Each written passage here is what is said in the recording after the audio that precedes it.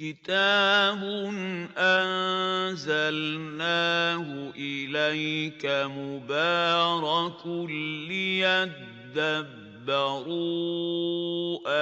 آياته وليتذكر أولو الألباب.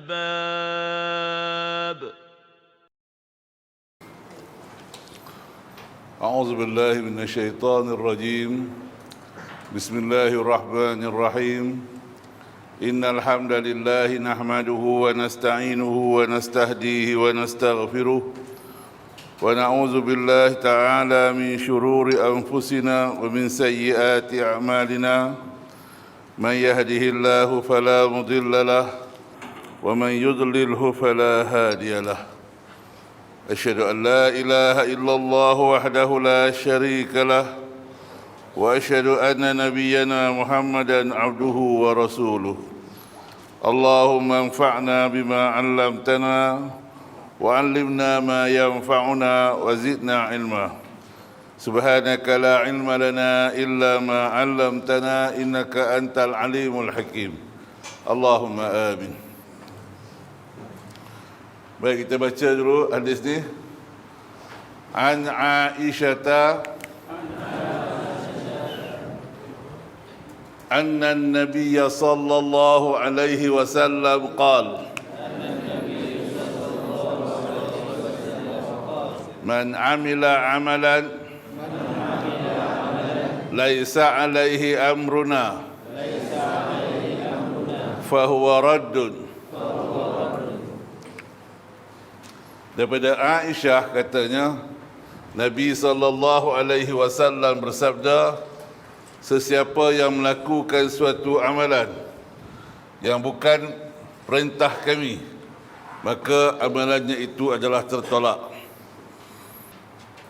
Jadi siapakah yang melakukan amalan bukan mengikut perintah Allah dan Rasulnya? Orang ini disebut oleh Allah dalam surah 2 ayat 8. Wa minan nasi man yaqulu amanna billahi wa bil yaumil akhir. Sebagian orang ada yang mengaku beriman kepada Allah dan hari yang kemudian. Wa ma hum bimu'minin. Padahal mereka bukan orang-orang yang beriman. Ayat 9, yukhadi'una Allah walladzina amanu. Mereka hendak menipu Allah dan orang-orang yang beriman. Wa ma yakhda'una illa anfusahum. Tidaklah mereka menipu melainkan diri mereka sendiri. Wa ma yash'urun. Dalam keadaan mereka tidak sedar. Fi qulubihim marad. Dalam hati mereka ada penyakit. Fazadahumullahu marada.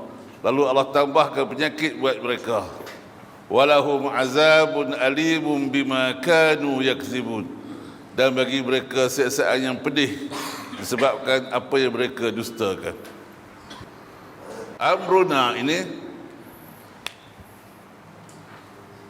dalam ibadat, dalam amalan manusia ini, dalam hidupnya ada dua.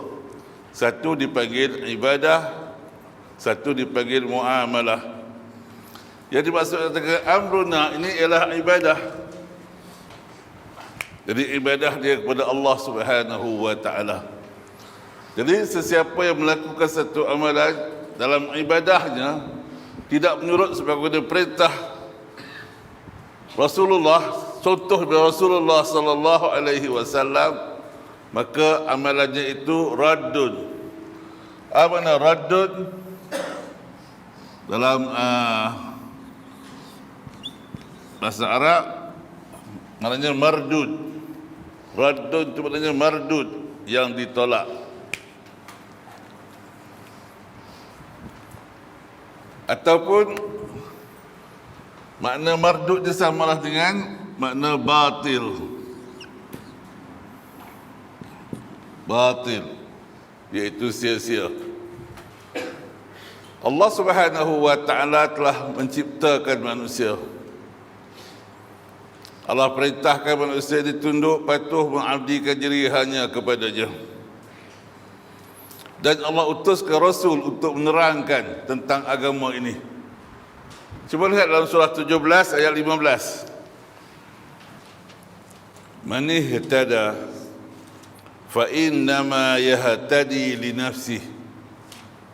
Siapa yang bersungguh-sungguh mencari hidayah dengan belajar Al-Quran ini, memahami maknanya, mengamalkannya dalam kehidupannya, mengajar orang lain, menyebarkannya ke tengah masyarakat dan bersabar menghadapi segala ujian dan cobaannya, maka ia mendapat petunjuk. Maka petunjuk itu berguna untuk dirinya sendiri. Wa man dhalla fa innama yudhillu 'alaiha. Kalau ia sesat, maka kesesatan itu balik padanya. Kalau dia malas belajar, tak nak cari hidayah, hidup ikut membuta tuli, bertaklid pada apa saja yang dia rasa sesuai dengan nafsunya, maka kesesatan itu balik pada dirinya sendiri. Wala taziru waziratu wizra ukhra. Tak siapa pun boleh menanggung dosa orang lain.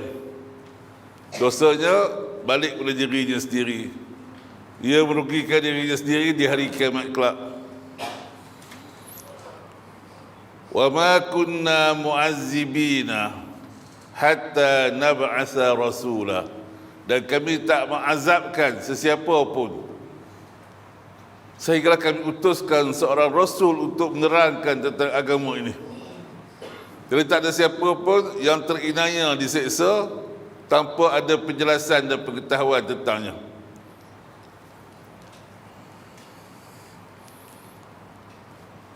Dan Allah utuskan Nabi kita sallallahu alaihi wasallam untuk membawa Al-Quran ini sebagai pedoman dan panduan hidup kita. Baginda menerangkannya dalam bentuk lisan dan juga contoh tauladan daripada kehidupan baginda sendiri. Jadi kerana itu, barang siapa yang mentaati Allah, wajiblah bagi dia mentaati Rasul. Dalam surah 4 ayat 80, jadi Allah menyebutkan, wa man yuti'ir rasul, siapa yang mentaati Rasul, faqad ata Allah, maka ia benar-benar mentaati Allah.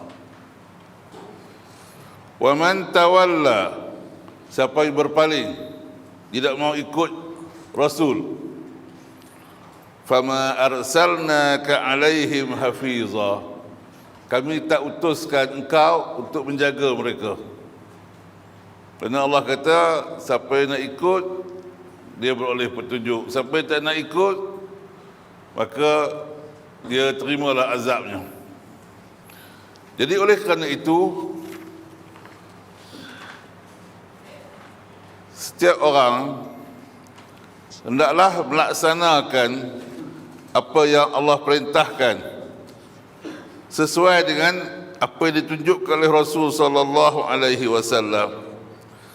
Siapa yang mengada-ngadakan satu perkara baru dalam ibadah ini berlawanan dengan apa yang Rasul tunjukkan, maka amalan itu dipanggil ikhtira'u fid din. Jadi mengada-ngadakan perkara baru dalam agama. Maknanya ia bukan daripada agama, kerana ia adalah reka cipta baru. Jadi orang-orang yang mengada-ngadakan perkara baru dalam agama ini hendaklah merasa takut akan azab Allah Subhanahu wa taala, kerana mereka telah meminda agama ini berlawanan dengan rupa asalnya. Dalam surah 9 ayat 115, wa ma kada Allah yudilla qauman ba'da iz hadahum, dan Allah tidak akan menyesatkan satu kaum sesudah dia berikan keterangan kepada mereka. Maknanya Allah turunkan Quran sebagai keterangan dan Allah utus Rasul sebagai contoh tauladan. Jadi kesalahan kita sebab tak nak belajar sampai faham Quran ini. Jadi inilah dalil menunjukkan baca Quran itu wajib faham. Kalau tak faham macam mana dapat petunjuk? Jadi kerana itu belajar bahasa Arab ini wajib hukumnya ke atas setiap Muslim. Belajar bahasa Arab untuk faham Quran. Kecuali belajar bahasa Arab untuk berniaga atau berbual, itu tak wajib, hukumnya harus. Tapi belajar bahasa Arab untuk faham Quran dan Sunnah, itu hukumnya wajib. Siapa yang tak nak belajar, maka ia membiarkan diri dalam kesesatan. Belajar bahasa Arab ini bukanlah satu perkara yang payah. Jadi bagilah masa sikit sebelum kita menemui Allah Subhanahu wa taala. Jangan lalu keadaan kita bertemu nanti tak faham apa-apa pun bahasa Al-Quran ini. Quran tak faham pun isi kandungannya, kerana itu adalah satu dosa ke atas kita semua. Jadi Allah tak akan sesatkan satu kaum setelah dia berikan keterangan, sehinggalah dia jelaskan kepada mereka apa yang patut mereka hindari. Jadi Allah beri dalam keterangannya itu apa yang patut manusia hindari. Jadi antara perkara yang patut manusia hindari ialah mengada-ngadakan perkara baru dalam agama ini. Ikhtira'u fid din. Mengada-ngadakan perkara baru dalam agama ini, itulah yang dipanggil juga sebagai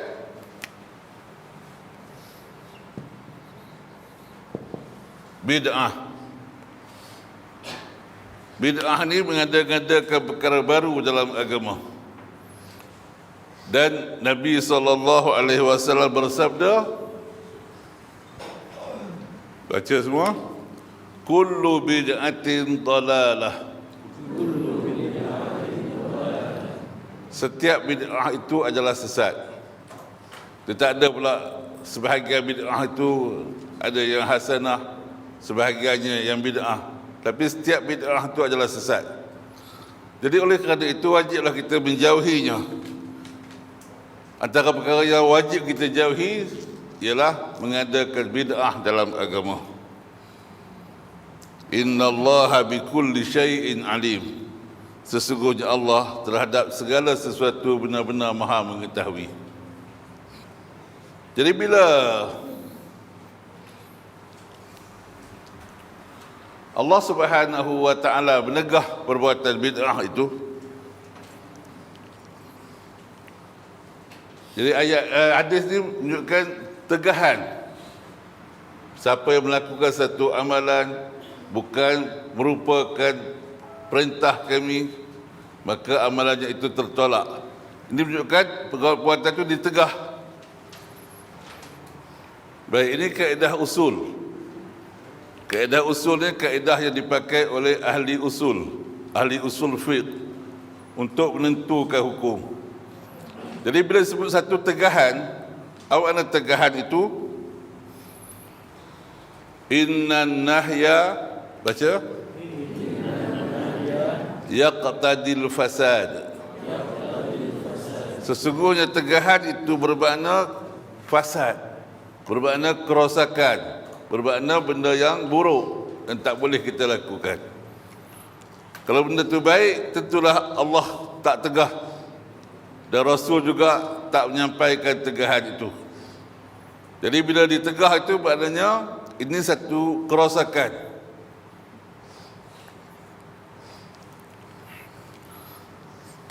Sebab orang yang melakukan bid'ah ini adalah orang yang hatinya berpenyakit.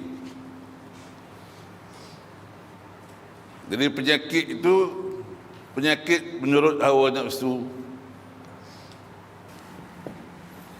Jadi dalam surah 2 ayat 10 yang kita baca tadi, fi qulubihim marad, dalam hati mereka ada penyakit. Apa penyakit itu? Itulah penyakit syubhat dan penyakit syahwat. Penyakit syubhat ini dia akan datang kerana rosaknya ilmu. Ni fasadul ilm, rosaknya ilmu. Ilmu yang dapat tu salah. Maka dia tak dapat buat satu amalan yang betul. Jadi kerana itu, asas pertama untuk dapat ilmu yang betul ini ialah belajar Quran.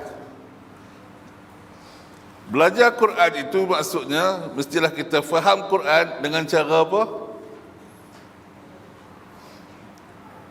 Cara nak faham Quran? Kita nak belajar Quran ni mesti kita asas dia, kita mesti ikut jalan yang ditunjukkan oleh Allah. Ni cara nak belajar Quran. Kalau tak ikut cara tu, kita akan jadi orang yang sesat dan hanyut dalam membuat apa-apa pertimbangan dan keputusan. Kerana ilmu kita lemah, ilmu kita tak memandu, tapi ilmu kita mengikut apa orang kata. Jadi ilmu itu lebih pada bertaklid, ilmu itu lebih pada meriwayat, bukan ilmu itu berasaskan kepada kefahaman dan bimbingan yang betul. Cuba tengok surah 38 ayat 29. Kitabun anzalnahu ilaika mubarakun liyadabbaru ayatih. Jadi ini adalah sebuah kitab, iaitu ketetapan, peraturan, undang-undang yang telah diturunkan kepada engkau, penuh barakah, supaya mereka semua mentadabbur ayat-ayatnya. Kena tadabbur ayat-ayatnya. Waliyatadzakkara ulul albab, dan supaya orang yang mempunyai akal itu boleh mengambil pelajaran. Jadi kita tadabbur ayat-ayatnya. Jadi hari ini banyak kita belajar ini tidak pergi kepada Quran, tapi kita pergi kepada pendapat orang. Kita membaca tulisan orang, bukan membaca kitab Tuhan. Tapi nak tahu ilmu Tuhan, tapi baca kitab orang. Macam mana nak sampai kepada tujuan kita yang sebenarnya itu?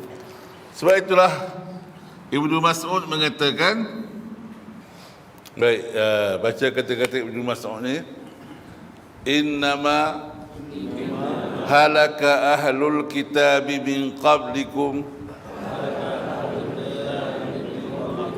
aqbalu kutuba ulamaihim wa taraku kitab rabbihim. Sesungguhnya binasa ahlul kitab sebelum kamu tidak lain kerana mereka itu mengagung-agungkan kitab-kitab para ulama mereka, tetapi mengabaikan kitab Tuhan mereka. Jadi inilah kita hidup pada zaman ini, zaman di mana kitab Tuhan diabaikan, tapi kitab orang diagung-agungkan. Jadi sampai tak kita pada maksud perintah Tuhan? Cubalah kita fikirkan. Jadi telah bincang minggu lepas tentang bagaimana al-asaghir, orang yang kecil itu, mereka tak pedulikan kitab Tuhan mereka dan pendapat para nabi mereka, tapi lebih mengagungkan pendapat manusia yang lain daripada itu. Yang keduanya, penyakit syahwat. Penyakit syahwat ni bila manusia itu meninggalkan Nabi sebagai contoh tauladan.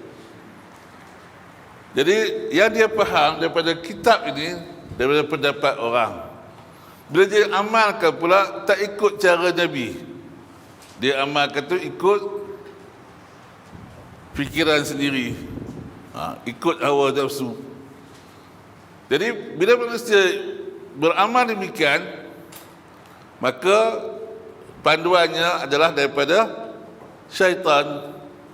Sebab itulah Allah Subhanahu wa taala menyebutkan dalam surah 2 ayat 169. Jadi syaitan itu kerjanya ialah selain daripada mengajak kepada su' dan fahsyak, ia juga mengajak manusia an taqulu 'alallahi ma la ta'lamun, untuk bercakap tentang Allah apa yang dia tak tahu. Jadi manusia ni diajak oleh syaitan bercakap apa yang dia tak tahu.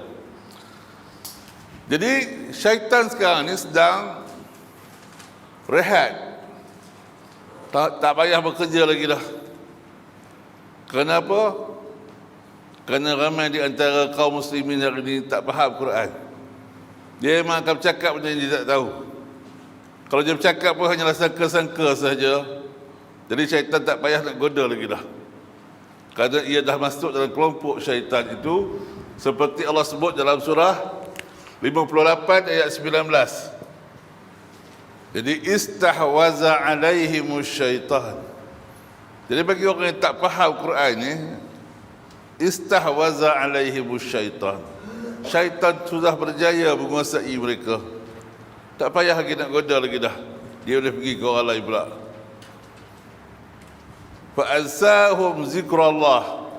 Lalu dia melupakan mereka kepada zikrallah, iaitu Al-Quran. Itu terjemahan tu mungkin kurang tepat sikit. Dia kata mengingati Allah. Tapi zikrallah itu maksudnya Quran. Kalau sebab mengingati Allah, sampai bila-bila pun tak nampak Quran. Saya mengingat Allah setiap masa. Allah, Allah, Allah. Tapi Quran tak peduli juga. Kerana hanya ucapan Allah sahaja, tapi tak peduli ke Quran. So kita panggil nama orang, tapi tak pernah pun berbuat baik kepadanya. Kalau katakan kita sayang mak kita, mak, tapi tak pernah bertolong mak ke, nak ikut cakap mak ke. Ada tak orang yang macam tu? Ini semua orang yang telah pun menjadi orang yang gila kerana dipengaruhi oleh syaitan. Jadi bila dah menjadi macam ni, Allah kata, apa Allah kata? Ulaika hizbus syaitan. Mereka itu adalah hizbus syaitan, iaitu golongan syaitan.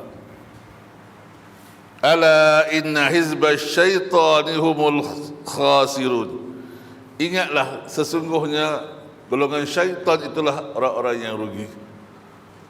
Bila manusia termasuk dalam golongan syaitan, maka ia akan jadi golongan yang kecil di atas muka bumi ini. Bukan kecil kerana bilangan dia sikit, bilangan dia banyak, tapi akan dipandang rendah dan hina.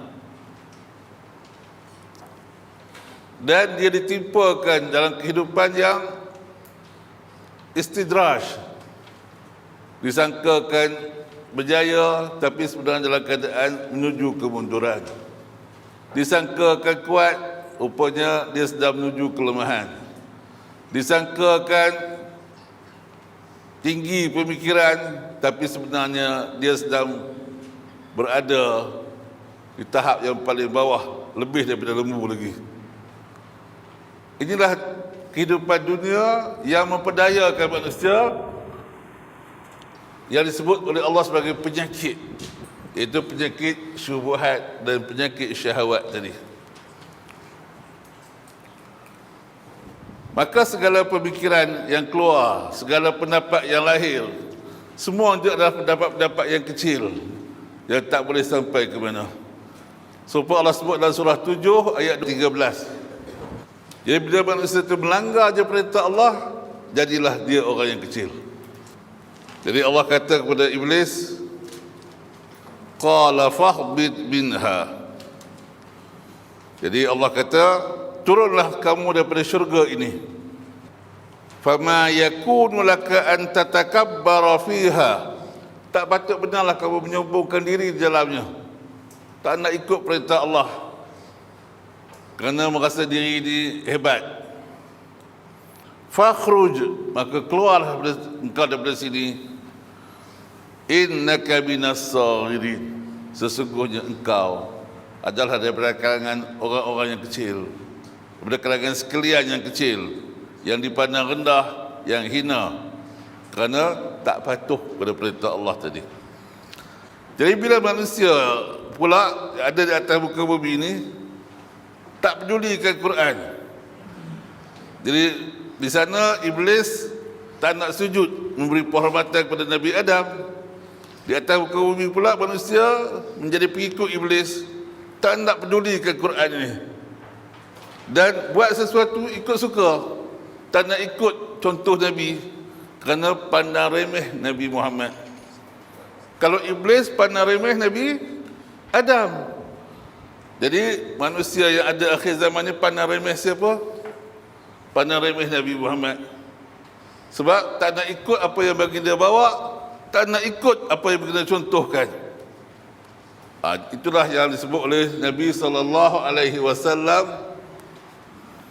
Baik, baca hadis ni. Al-kibru batarul haqqi wa ghamtun nas. Takbur itu, jadi iblis tu turun ke muka bumi kerana apa? Takbur. Tak layak dia takbur di atas, di dalam syurga ini. Dia takbur. Jadi batarul haq, menolak kebenaran, iaitu menolak perintah Allah. Allah suruh sujud, tak nak sujud. Allah suruh kita ni tunduk patuh pada perintahnya di atas muka bumi ni. Baca Quran, tadabbur ayat-ayatnya, tak pedulikan kerana tak ada masa.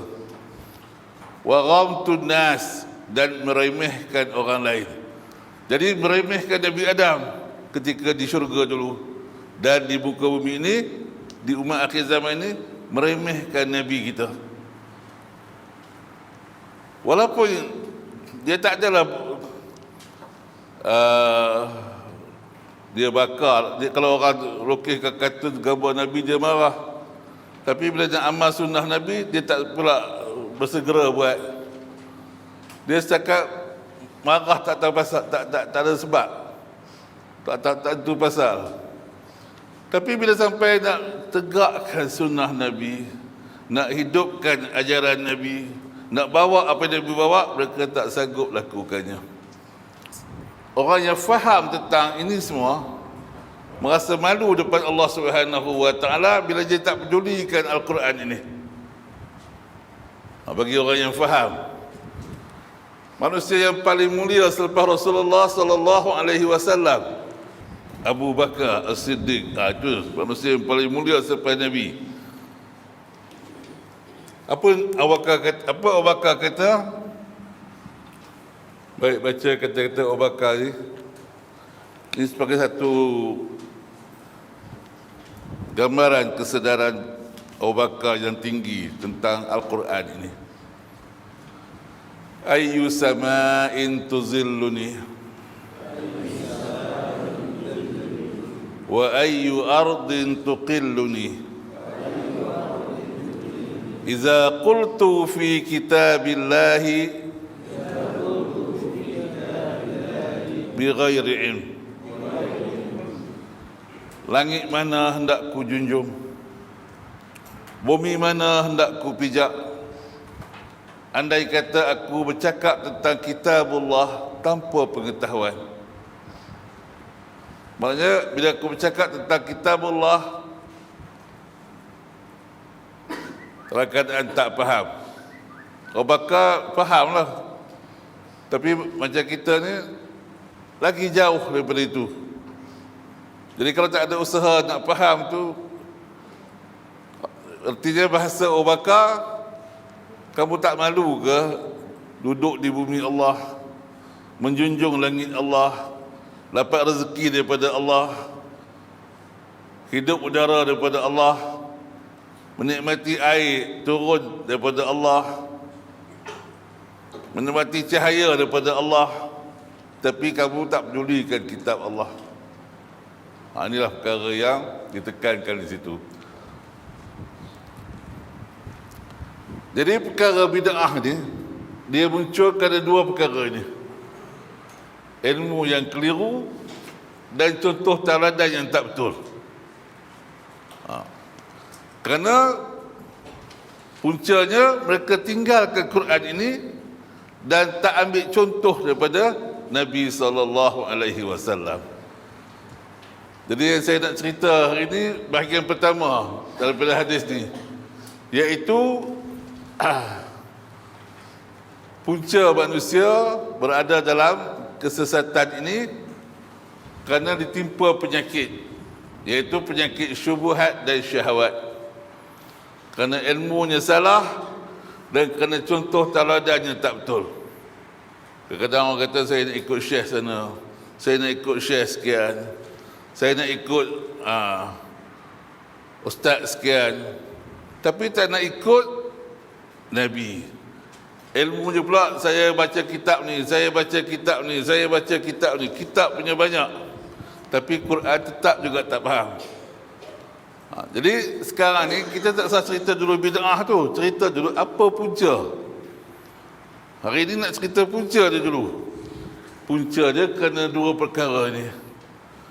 Bila dua perkara ni tak dibetulkan dulu, sampai bila kita bercakap duk bergaduh je, bid'ah, awak tak dapat penyelesaian yang muktamad. Kalau nak betulkan bid'ah ni, tak usah kita tak salahkan sesiapa. Kita mulakan belajar Quran ni dulu. Belajar Quran, dah faham Quran, baca Quran, hati pun rasa gemetar kepada Allah, insya-Allah benda ni boleh selesai. Tapi bila baca Quran pun tak faham, macam boleh tak selesaikan masalah yang ada di keliling kita ni? Jadi kita tak pergi kepada akar dia. Kalau kita nak bunuh pokok tu, kita bunuh akar dia.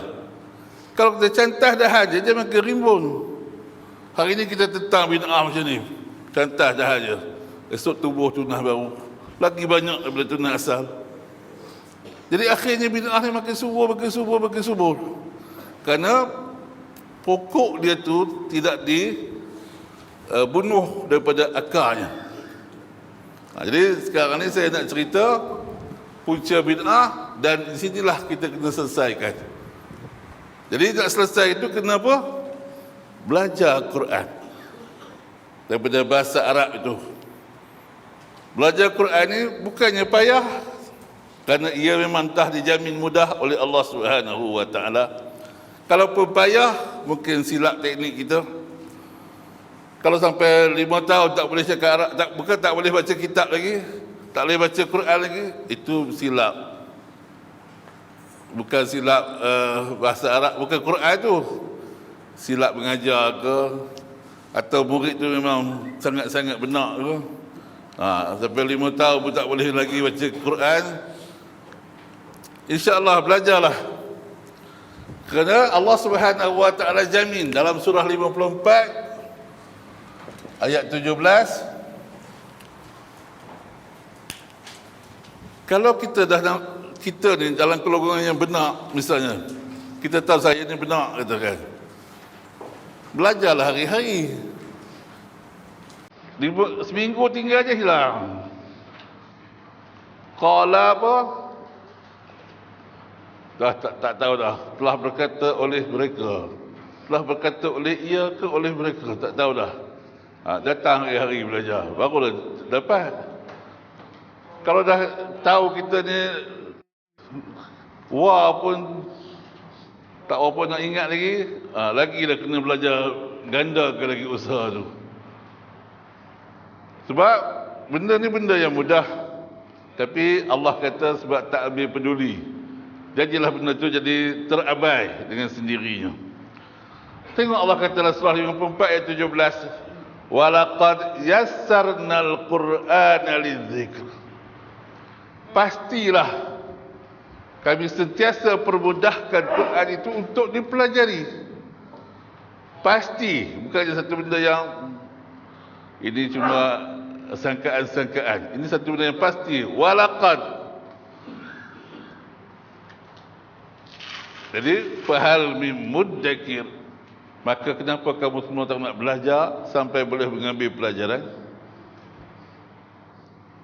Kemudian ayat 22, 32 dan 40 dalam surah yang sama, semuanya menekankan tentang mudahnya belajar Quran ini. Jadi belajarlah Quran supaya kita boleh mengambil pelajaran. Kerana Quran ini, apa yang kita pelajari ini tak berhenti setakat sini, ia akan sampai ke akhirat nanti. Jadi bila kita dah belajar Quran itu, barulah segala macam amalan yang bukan perintah Allah dan Rasul boleh kita tinggalkan kerana kita ada kekuatan ilmu. Ini orang tanya, datang satu benda baru, itu ada satu tok guru buat tu, kita dah ragu dah, tok guru buat saya lagi lah. Jadi kita ikut je lah, bertaklid buta, tak berani mengatakan tidak, ini salah. Mari je orang buat selawat bid'ah ke, kita pun teruja, sedap bunyi, tapi tak tahu ini adalah satu rekaan baru. Sedangkan Nabi kata, bila ditanya oleh sahabat, apakah selawat yang paling afdal? Jawab Nabi, selawat Ibrahimiyah. Cukup setakat itu, tak payah lagi dah nak hafal yang lain. Cukup setakat itu, kita dah hafal siap dah, pakai selawat itu. Dan dipilih pun selawat itu dalam solat kita, kenapa nak tambah-tambah yang lain lagi? Tapi sebab ilmu tu tak yakin, oh ya, saya pun nak belajar samalah.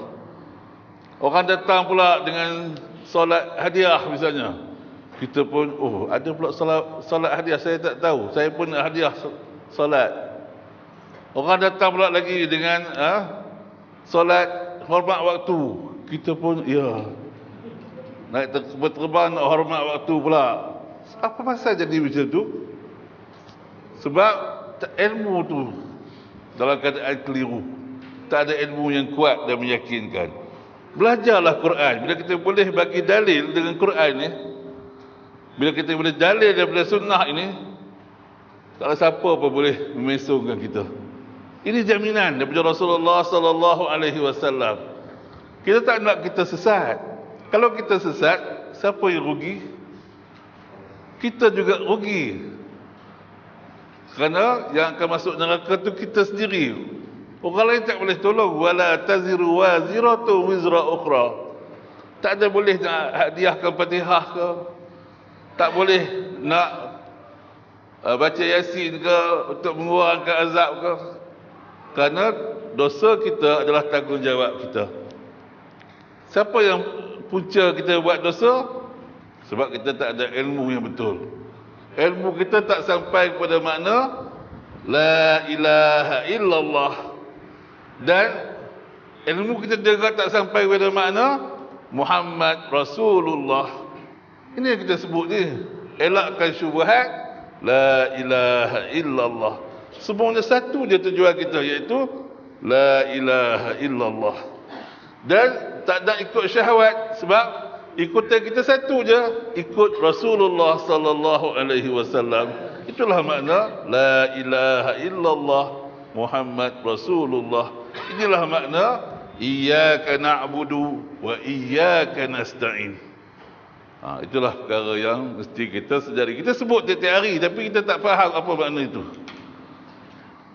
Kadang ada orang merasakan bila sebut iyyaka na'budu wa iyyaka nasta'in, dia rasa inilah dia makna la ilaha illallah Muhammad Rasulullah.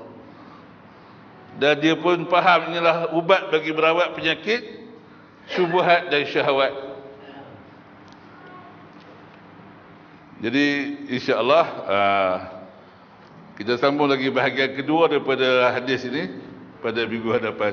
Hadis ini memang pendek tapi huraian dia panjang. Hari ini kita cerita punca manusia melakukan bid'ah. Dan kita kena menteraskan punca itu. Jadi kita sediakan di sini tempat nak belajar untuk kita boleh faham Quran ini, insya-Allah. Jadi itu sajalah untuk pagi ini. Kita sambung lagi pada minggu hadapan. Aqulu qawli hadza wa astaghfirullahu li wa lakum. Allahumma ja'al hadza jama'na jam'an marhuma wa tafarruqana min ba'dihi tafarruqan ma'suma. Allahumma inna na'udzubika minal arba' wa min ilmin la yanfa' wa min qalbin la yakhsha' wa min nafsin la tashba' wa min du'ain la yusma'. اللهم إنا نسألك حبك وحب من يحبك وحب عمل يقربنا حبك. اللهم لا تدع لنا في مقامنا هذا ذنبا إلا غفرته ولا هما إلا فرجته ولا دينا إلا قضيته ولا حاجة من حوائج الدنيا والآخرة إلا قضيتها ويسرتها يا أرحم الراحمين. Wa sallallahu ala nabiyyina Muhammadin wa ala alihi wa sahbihi ajma'in. Walhamdulillahi rabbil alamin.